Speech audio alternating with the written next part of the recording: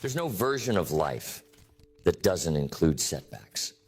No matter how well you plan, how disciplined you are, how much you want it, there will be resistance. There will be moments when it feels like everything you built is falling apart. When the thing you thought was certain disappears. When the people you trusted vanish. When the doors you were walking through close without warning. And in those moments, you have a choice. You can collapse, or you can come back stronger. Setbacks are not the end. They're invitations. They're turning points. They're opportunities to rebuild with more wisdom, more clarity, more force. But most people don't see them that way. Most people let the pain stop the progress. They let the failure define their identity. They confuse rejection with reality. And instead of rising, they freeze. They fold. They settle. But that doesn't have to be your story. You can train yourself to respond differently, to stand in the rubble and start rebuilding, to reframe the loss, to extract the lesson, to refocus your energy. And when you do that, when you respond with power, you become a different kind of person.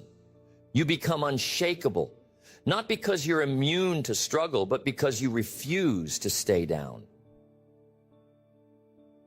The most resilient people are not the ones who never get hit. They're the ones who always get back up. They don't avoid the breakdown. They rise through it. They use it. They let it shape them, sharpen them, stretch them. And on the other side, they're not just recovered, they're transformed. They didn't return to who they were. They became someone new. Every comeback begins with a decision to stop replaying what went wrong and start choosing what to do next. A decision to stop giving your power to the problem and start using it to rebuild. A decision to stop asking, why me? And start asking, what now? Because setbacks don't kill progress. A lack of response does. And the only thing worse than failing is staying stuck in the story about your failure. At some point, you have to stop waiting for someone to give you permission to move forward. You have to stop needing the apology, the explanation, the perfect plan. You have to choose strength. You have to choose movement. You have to choose the comeback. That decision isn't loud. It isn't flashy. It's not made in front of a crowd. It's quiet. It's internal. It happens in the dark, in the silence, in the moment, when you've had enough of being defined by defeat. And once you make it, really make it, you start moving differently. You stop carrying shame. You stop explaining. You stop performing for sympathy. You lock in. You rise. You rebuild. Comebacks don't require perfection. They require persistence. They don't require a miracle. They require consistency. The most powerful stories you've ever heard didn't begin with victory. They began with collapse, with devastation, with loss. But the hero in that story, they didn't stop there. They kept going. And because they kept going, the story changed. Your setback isn't who you are. It's just a moment, a chapter, a challenge. It doesn't get to write the ending unless you let it. You get to decide what happens next. And when you know how to take that pain, that loss, that rejection, and use it to fuel your evolution, nothing can hold you back for long. The first strategy is to face the truth without fear. When setbacks hit, the natural instinct is to run, to avoid, to look away, to pretend it didn't happen, to shift blame, to minimize the loss, to numb the pain. But you cannot change what you're not willing to confront. And the truth, even when it hurts, is always the starting point of a real comeback. There's no transformation without honesty, no rebound without reality, no clarity without confrontation. You have to face the situation head on, not with panic, but with presence. You have to strip the story back to what actually happened. What did I do? What did I allow? What pattern repeated? What decision led me here? Not to shame yourself, but to find the facts, because clarity is power. Most people get stuck, not because the problem is too big, but because their ego is too loud. They'd rather protect their pride than rebuild their life. They want to be right more than they want to be free. But you can't grow through a setback if your identity is attached to the version of you that caused it. You have to be willing to evolve. And that begins with truth. You take a deep breath. You sit down. You say, this is what happened. No more excuses. No more denial. No more distractions. This is where I am. This is what I lost. This is what I allowed. This is what I avoided. This is what I need to learn. And that moment of honesty, that's the pivot point. That's the shift. That's where healing begins. You will never heal in what you're still hiding from. You can't move forward while dragging lies behind you. The truth might sting, but lies rot. They poison your progress. They delay your comeback. They keep you stuck in shame when you should be building something new. When you tell the truth, you cut through confusion. You silence the noise. You reclaim your power. You stop looking for someone else to fix it. You stop performing for sympathy. You stop begging for a redo. You start designing your response. You take the pen back. You take your voice back. You take your future back. And this kind of truth isn't about reliving the pain. It's about removing the weight. Because when you tell the truth, you take the emotional charge out of the setback. You see it clearly. You stop dramatizing it. You stop defining yourself by it. You stop being the victim and start being the architect. You stop needing people to agree with your version of the story. When you're honest with yourself, you don't need validation from anyone else. You don't need to argue your point. You don't need to convince someone else to see it your way, because truth gives you peace, and peace lets you move. And here's the power of truth. It's where forgiveness lives. You can't forgive yourself for what you won't admit. You can't forgive others for what you keep burying. But once you see it clearly, you can say, this happened. I own it. I release it. I'm done carrying it. And from that place, you can begin again. It doesn't mean it didn't matter. It doesn't mean it didn't hurt. It means it no longer holds your power. You've acknowledged it. You've faced it. And now you're using it. Using the lesson, using the pain, using the insight to rebuild better, stronger, cleaner, clearer. There is nothing more courageous than telling yourself the truth, because it means you're done pretending, done performing, done defending what broke you, and now you're available for the real breakthrough. Because real healing only happens in truth. Real clarity only shows up in truth. Real freedom begins the moment you say, this is where I am, and I'm ready to rise. The second strategy is to separate your failure from your identity, because the setback is something you went through. It is not who you are. You lost a job. You didn't lose your value. You made a mistake, but you're not a mistake. You fell short, but you're not broken. Your setback happened to you, but it does not define you unless you let it. Most people never come back, not because they're incapable, but because they internalize the fall. They personalize the failure. They wrap their identity around the pain and start believing, this is who I am now. But you're not what happened to you. You're what you decide to do next. And that decision starts when you stop labeling yourself based on a season. Failure is an event. It's not a personality trait. It's not a permanent title. It's an experience, and a useful one, if you allow it to teach you instead of bury you. Every person you admire has failed more than they've succeeded. The difference is they didn't stop at failure. They didn't let one moment become their identity. You can't heal if you're still calling yourself names. You can't grow if you're still carrying shame. You can't create a comeback if you're dragging the belief that you're not worthy of one. At some point, you have to separate what happened from who you are. You have to stop saying, I'm not good enough, and start saying, that didn't work, but I will. This is the moment where self-compassion meets strength, where you stop punishing yourself and start parenting yourself.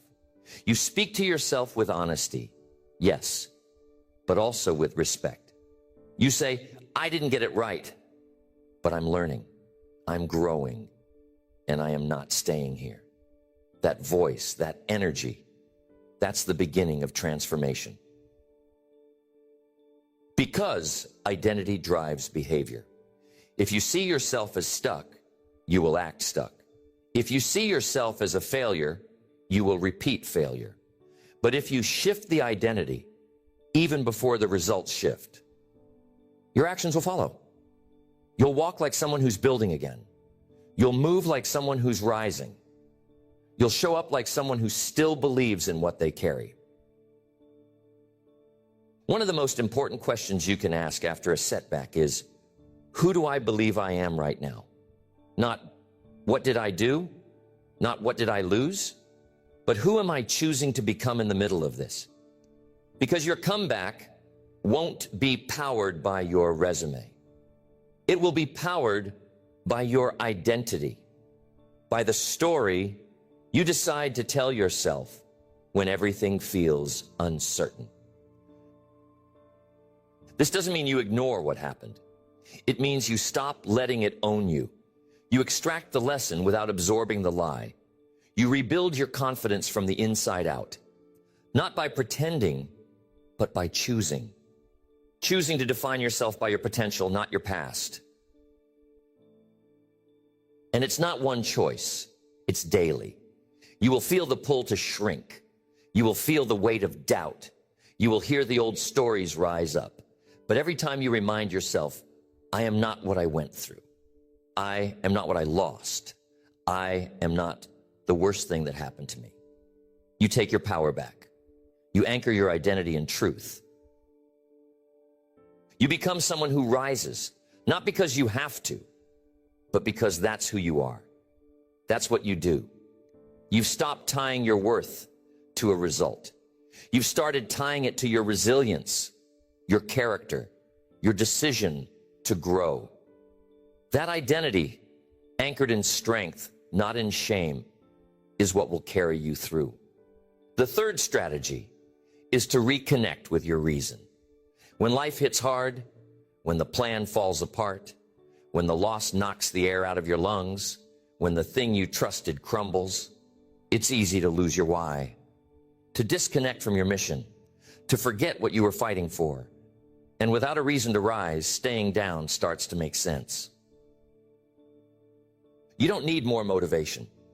You need meaning.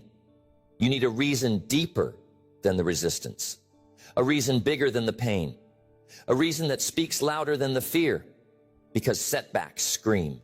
They scream doubt, shame, confusion. And unless your why is louder, you'll believe them. Your comeback begins the moment your purpose becomes non-negotiable. When you decide, I don't care how heavy this feels, I'm not done. When you say, this season won't end me because what I'm building matters too much to quit now. That's when the energy returns. That's when the spark reignites. Not from outside inspiration, but from deep internal alignment. Most people stay stuck, not because they can't move, but because they've lost sight of why it matters. They're disconnected from the deeper reason, the thing they were building for, the legacy they were protecting, the version of themselves they were becoming. When the vision fades, the fight does too. This is why your reason has to be personal, emotional. It can't be vague. It can't be borrowed. It has to be yours. You need a reason that grabs your heart, that brings tears to your eyes when you think about quitting. That makes comfort look like a threat and mediocrity feel like betrayal. Maybe it's your kids. Maybe it's your name. Maybe it's your future self. Maybe it's the life you said you'd build and the version of you who's still waiting on you to show up. Whatever it is, write it down. Revisit it often. Speak it out loud. Tattoo it on your mind, because your reason is what holds you when everything else falls apart. When you're in the middle of the storm, logic won't save you. Numbers won't save you. You need emotion. You need fire. You need something that reminds you why you started and convinces you not to stop. Your reason will do that if you stay connected to it. Reconnect by remembering. Remember who you were before the pain. Remember the promises you made to yourself. Remember the vision you had when you still believed. And then ask yourself, what kind of person do I want to be on the other side of this? Because your comeback is not just about recovering, it's about becoming. When your reason is clear, you stop bargaining with discipline. You stop negotiating with growth. You stop needing comfort to move. You move because it matters, because it's personal, because you know what's on the line. Your reason brings focus. It keeps you from chasing distractions. It keeps you locked in when everything around you tries to pull you away. It gives you something to aim at when life tries to bury you under a pile of noise. And it won't feel strong every day. That's normal.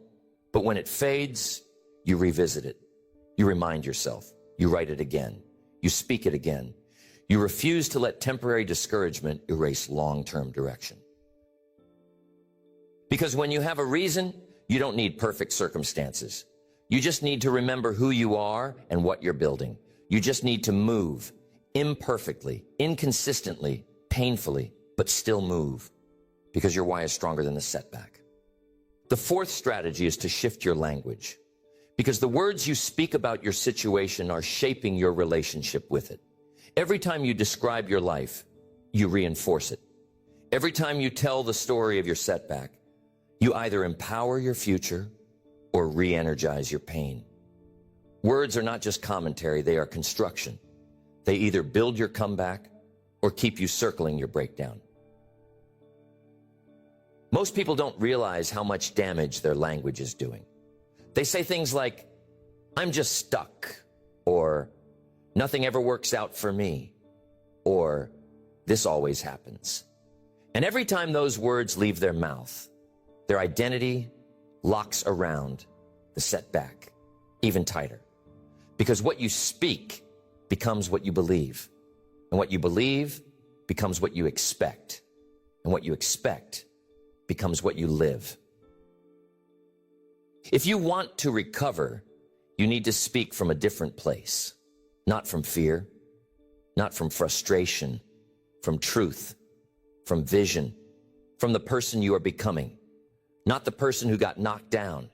You don't deny the pain, but you don't give it the microphone. You don't keep rehearsing the same story if it's keeping you small. Start noticing your language, not just around others, but especially when you're alone. The way you talk to yourself after you fall. The words you choose when describing your challenge. Are they words of defeat or direction? Are they rooted in shame or in strength? Are you talking like a victim or like someone who's already started to rise? Language has energy. It either drags you back or pulls you forward. So when you fall, don't say, I'm a failure. Say, that didn't work, and now I'm adjusting. Don't say, I don't know what to do. Say, I'm learning what to do. Don't say, this broke me. Say, this stretched me, and I'm coming back stronger. This isn't about lying to yourself. It's about leading yourself. It's about telling the truth in a way that builds momentum instead of shame. Shame keeps you circling. Language rooted in growth moves you. It nudges you. It gives your nervous system something new to believe. You'll feel the difference immediately. The moment you change how you speak about what happened, your body responds differently. Your energy shifts. You breathe a little deeper. You move with a little more intention because you're no longer reinforcing the narrative that you're helpless. You're rewriting it. And when you get consistent with it, when you stop speaking death over your dreams and start speaking life into your potential, you'll notice that your mind begins to look for solutions instead of threats. Your eyes begin to see possibility instead of problems. People underestimate how much power their daily words have. They think breakthrough will come from one big external event. But most breakthroughs come from the small daily internal decisions to stop rehearsing defeat and start declaring direction. You can't always change what happened, but you can always change how you talk about it. And that shift, though simple, is strategic. It will start to rewrite the way you see yourself, the way you approach problems, the way you hold your energy in the face of adversity. You've already survived what tried to break you. Now you need to stop repeating it like it still defines you. Stop describing your life like nothing can change. Stop telling stories that keep you in the past. Start speaking like someone who is healing, like someone who is rebuilding, like someone who knows they're not done yet. The fifth strategy is to rebuild momentum with small, decisive wins. When you're coming out of a setback, the biggest lie is that you have to do something big right away, that you have to fix everything overnight, that you have to come back with fireworks. But comebacks don't begin with breakthroughs. They begin with basics, small steps, clear actions, tiny wins that remind your mind, I'm moving again. When you fall, your confidence takes a hit. Your belief starts to fracture. Your identity feels shaken. And if you try to leap too far, too fast, you'll overwhelm yourself. You'll freeze. You'll talk yourself out of it. Because your nervous system can't make that jump all at once. It needs evidence. It needs movement. It needs the rhythm of small victories stacked over time. Start small. Pick something you can control today. Something you've been avoiding. Something that speaks to progress, not perfection. It might be making one phone call, writing one paragraph, taking a walk, cleaning one drawer, finishing the task you left undone. It doesn't have to be impressive. It has to be intentional. Because every time you follow through on a small win, you rebuild trust with yourself. You prove to your mind that you're no longer stuck. You remind your body what forward feels like. You reinforce the identity of someone who moves, who acts, who doesn't let resistance decide the day. Momentum isn't magic, it's momentum. Once you take one step, the next one is easier. Once you complete one task, your focus sharpens. Once you move, inertia starts working for you instead of against you. But you don't wait for it, you build it. People stay down not because they don't care, but because they overthink the comeback. They make it too complicated, too heavy, too far away. So they wait, they delay. They think, when I'm ready, I'll start. But readiness is a byproduct of action, not a prerequisite. You don't wait to feel ready. You move until you are. And when you move consistently, when you stack small wins, you start to feel the shift. You start to walk differently, speak differently, think differently. Because momentum changes your perspective. It makes what felt impossible last week feel manageable today. It makes your comeback feel real, not theoretical. Stacking small wins rewires your brain. Your mind learns through repetition. It learns through follow-through. So every time you finish what you start, your brain makes a note. I can trust myself. And that trust, that's the foundation of resilience. You don't need to prove anything to anyone else right now. You just need to start proving it to yourself, proving that you're not the setback, that you're not frozen in time, that you're capable of moving forward, even if the pace is slow. And don't confuse small with insignificant. One small decision can change the direction of an entire season. One tiny act of courage can unlock a flood of clarity. Don't underestimate what can happen when you just begin. The sixth strategy is to protect your energy like your future depends on it, because it does. When you've been knocked down, your energy is vulnerable. You're sensitive to noise, drained by overthinking, tempted to respond to everything. But if you don't learn to guard your energy in the rebuild, you'll stay stuck longer than necessary. You'll spend the energy you need for your comeback trying to manage opinions, regrets, and internal chaos. You only get so much energy in a day, and that energy has to be invested, not scattered. It has to be directed toward healing, toward building, toward clarity, not toward explaining yourself to people who won't understand, not toward reliving what went wrong, not toward replaying conversations that already ended. The fastest way to stay stuck is to give your attention to things that don't feed your next step. It might be a conversation that doesn't need to be had, a person you're still trying to convince, a battle you were never meant to fight. When you're coming back, you need every ounce of energy focused forward. That means setting boundaries, not out of bitterness, out of stewardship. You don't allow everything into your space anymore. You don't engage every message, respond to every opinion, or carry every expectation. You don't have the margin. You're rebuilding, and that requires discipline. You protect your inner environment, the words you say to yourself, the thoughts you allow to repeat, the tone you use when you talk about your life. Energy is not just physical, it's mental, emotional, spiritual. If you're drained all the time, it's not always because you're working too hard. It might be because you're thinking too hard about things that don't matter. You train your energy by becoming selective. You stop living on default. You choose what enters your mind. You choose what leaves your mouth. You choose what conversations you allow, what media you consume, what stories you believe. And every time you make a decision that honors your future, your energy becomes stronger. And here's the truth. Some people won't like your new boundaries. Some people benefited from your exhaustion. They liked you when you were always available, always apologizing, always carrying the emotional weight of everyone around you. But when you start protecting your energy, some people will fall away. That's okay. Let them.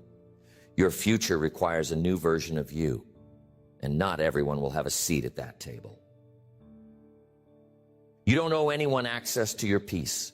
You don't owe anyone your burnout. You don't have to explain why you're not answering every text or attending every event. Your comeback is sacred. Your rebuild is personal. And anyone who truly loves you will honor that process. You have to protect your physical energy. Your body is the vessel that carries your comeback. If you're exhausted, undernourished, sleep-deprived, overstimulated, you won't have the capacity to move forward with strength. Take care of yourself. Rest. Eat well. Breathe deep. Move your body. These are not luxuries, they are necessities. This is not the season to run yourself into the ground. It's the season to move with precision, to walk in your lane with focus, to cut the noise so you can hear your intuition again, to preserve your energy so you can pour it into the rebuild. And as you protect your energy, your confidence returns. Your mind clears, your direction sharpens, because now you're no longer surviving off scraps. You're no longer depleted by everything around you. You're filled, you're stable, you're ready to build something that lasts. The seventh strategy is to recommit to discipline, even when motivation is gone, especially when it's gone. Because the comeback doesn't wait for your emotions to cooperate. It doesn't care if you feel inspired. It doesn't require that you wake up excited. It just requires that you keep going with focus, with integrity, with action, no matter what you feel. Setbacks have a way of draining motivation. They make everything feel heavier, slower, less certain. And that's when the temptation creeps in to let go of the habits, to stop showing up, to let discipline slip because what's the point? But discipline is the point. Discipline is how you hold the line while you rebuild. It's how you prove to yourself that the version of you who rises again is even stronger than the version who fell. Most people wait until they feel ready to take action again. But feelings follow focus, and focus follows action. You don't sit around hoping to feel better. You move, you train, you execute. You make one clear decision, and then you make the next one. That's how discipline becomes identity. Discipline is doing what needs to be done, even when it's inconvenient, especially when it's inconvenient. It's putting your comeback on the calendar. It's getting up when it's easier to stay down. It's making the call, doing the rep, writing the plan, showing up for yourself, even when no one's watching. And when you stack enough days like that, when you show up for your own future consistently enough, it becomes real. You stop hoping for a comeback.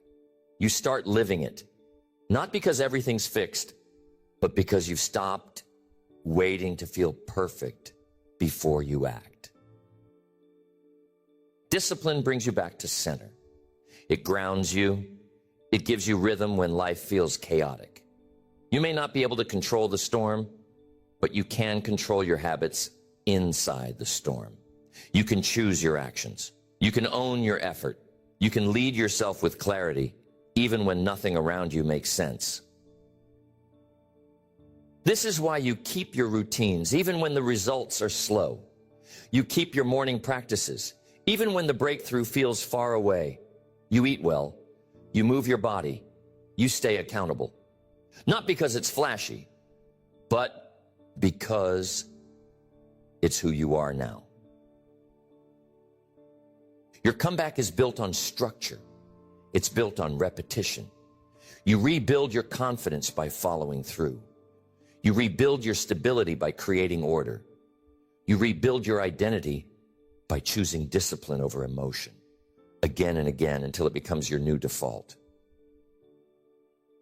Discipline is not about force. It's about alignment.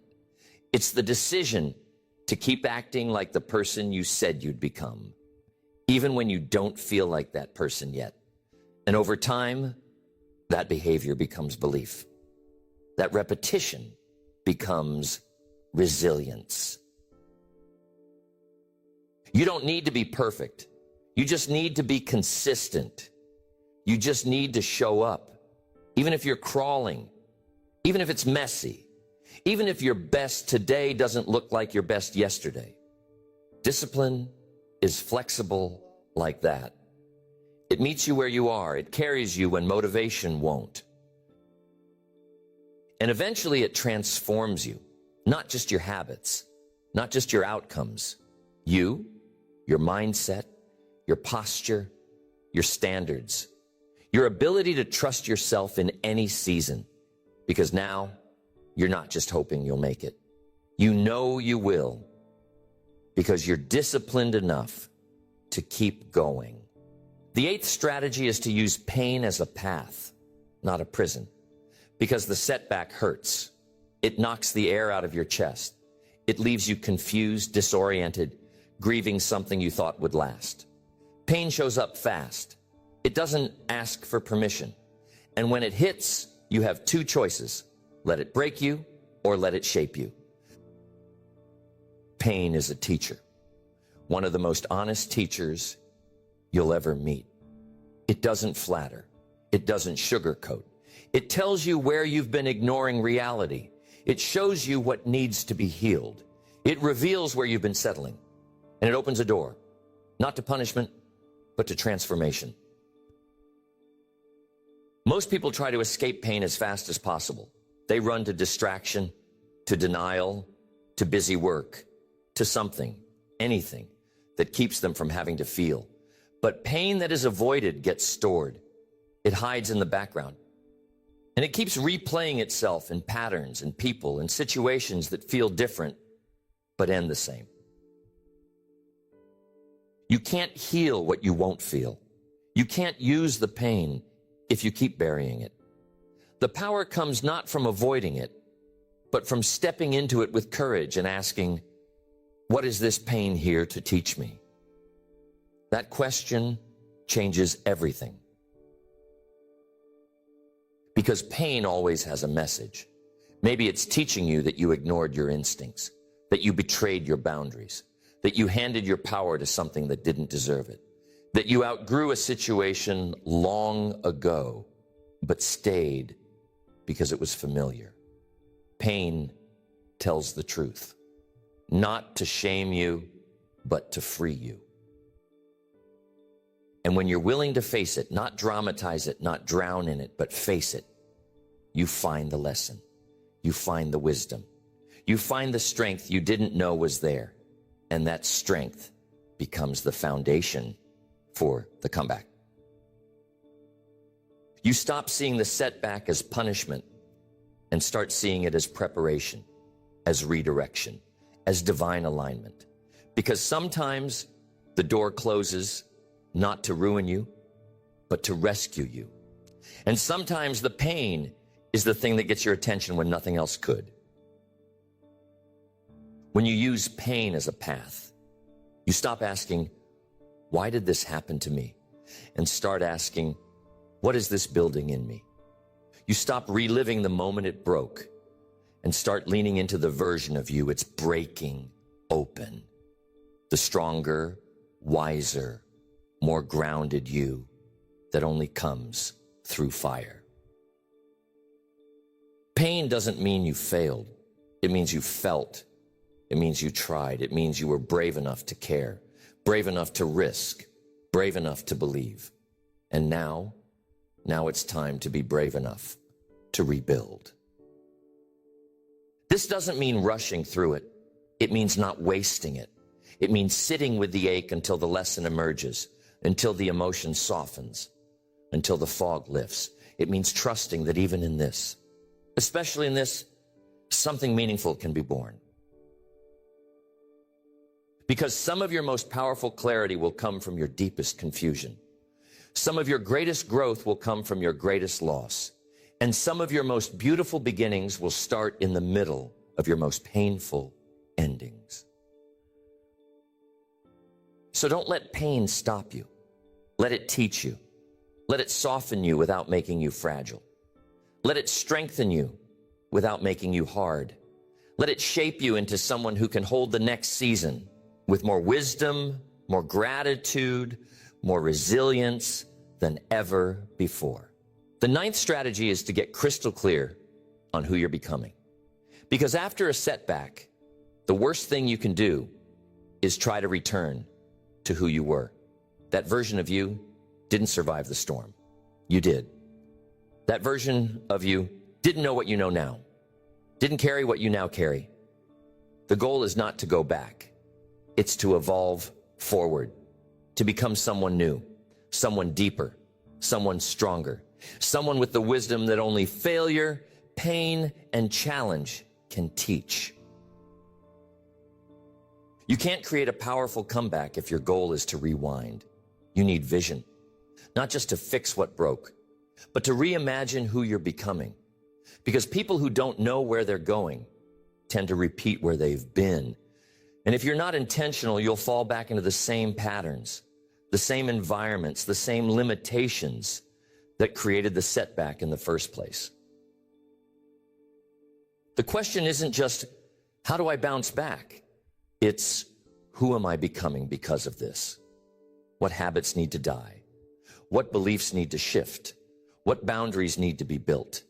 What clarity have I gained that needs to guide me now?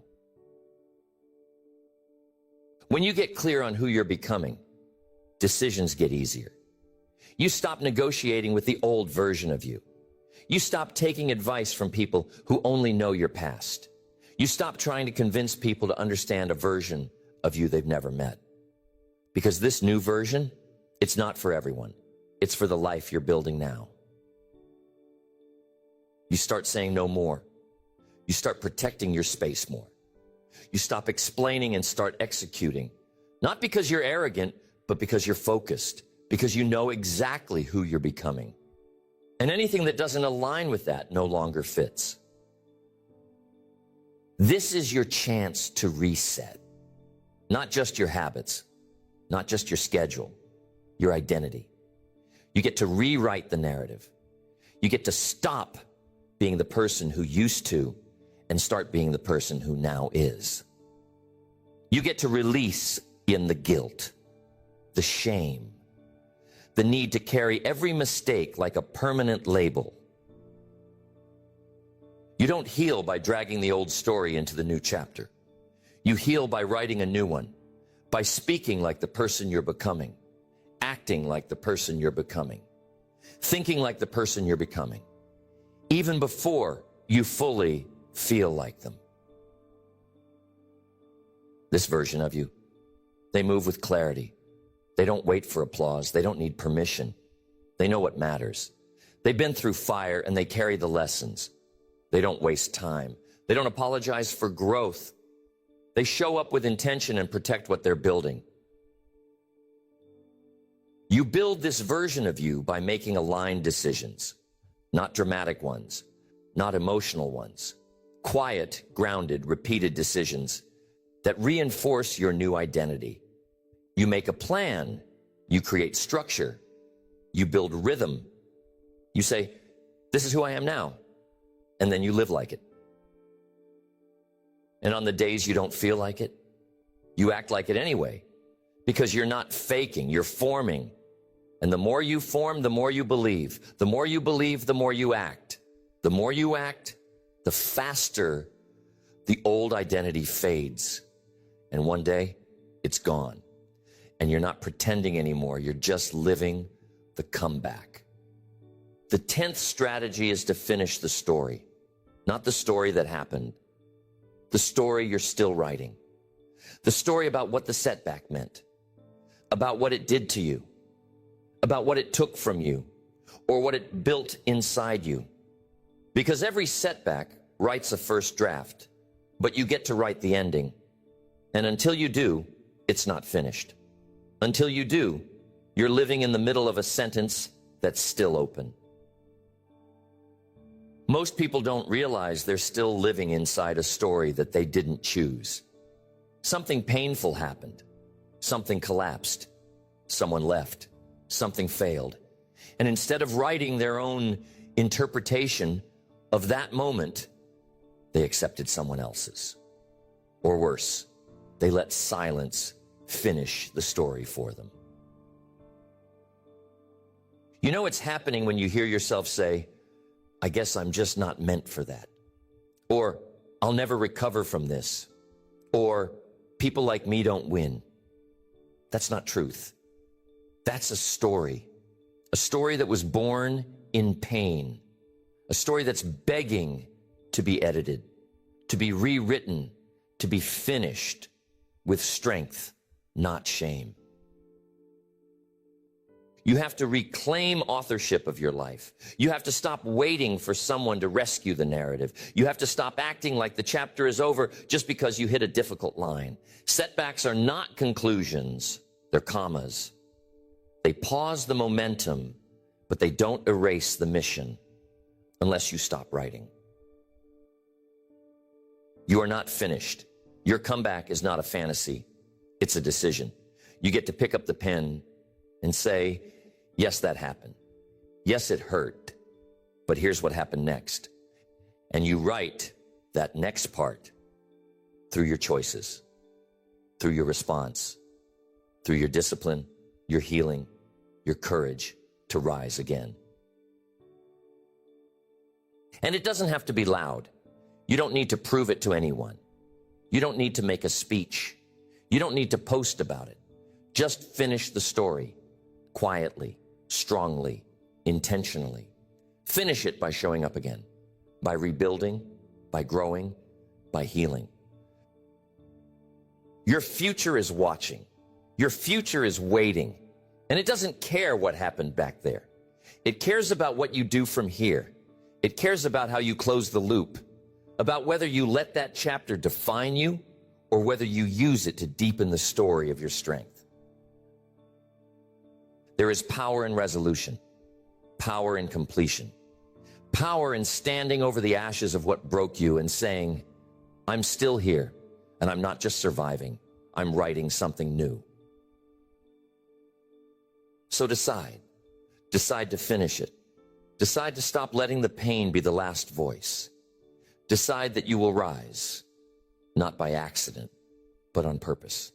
Not someday, today. Not when it's all fixed, now.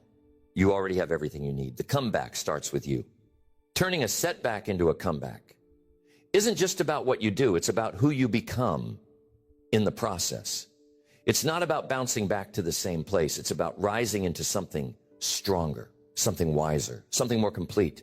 Because if you walk through fire and come out unchanged, you miss the lesson. You miss the power. And the power is this: you were never defined by the fall. You were defined by the rise. Every person who's ever inspired you, every leader you've ever looked up to, every story that ever moved you, it all had a setback in it. A moment where it looked like the end. A moment when there was every reason to quit. And what made the story powerful wasn't the pain. It was the choice to keep going.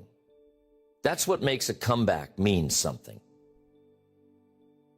You don't need to get it all back. You don't need to recreate the past. You just need to take the next right step, and then another, and then another. Because comeback stories are not written in one massive leap. They're written in daily decisions, to stay focused, to stay grounded, to stay committed to growth, even when it's hard, especially when it's hard. You're not the same person you were before the setback, and that's the point. You've seen some things now. You've lost some things. You've learned things the hard way.